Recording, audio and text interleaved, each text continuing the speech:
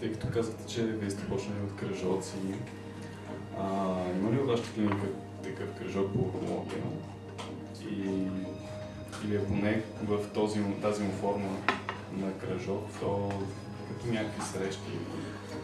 Защото вече има, ако не знаете да ви кажа, има два кръжока, нали, в които може да посещавате. Един е в неврохирургията в Иван Рилски и другия е във втора хирургия при доктор Ангелов. Не знам дали ще продължава този кръжок, тъй като там има малко промени сега, но ще видим. Сега, кръжок е остаряло понятие, то е руска дума, интересна истината. И в този вид, който беше при нас, в никакъв случай не може да бъде. Сега е клуб по интереси, предмет по интереси, така нататък. Но тук отваряме една скоба. В никакъв случай медицина не се учи дистанционно. Запомнете го от мен.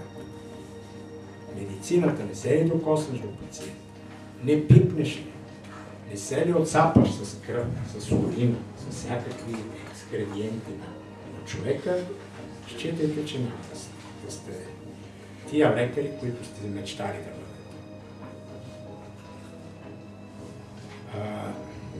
Какво всъщност беше? Аз се отклоних малко от въпроса.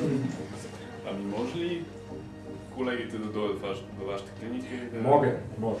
Съвсем спокойно, никакъв проблем няма. Може да ви атешираме към някого в свободното ви време, да идвате, да започнете от А и Б.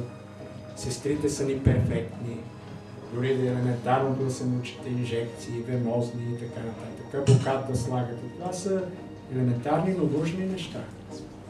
А освен това, има асоциация на младите уролози. И ето сега има и конгрес май месец на Слънчев бряг.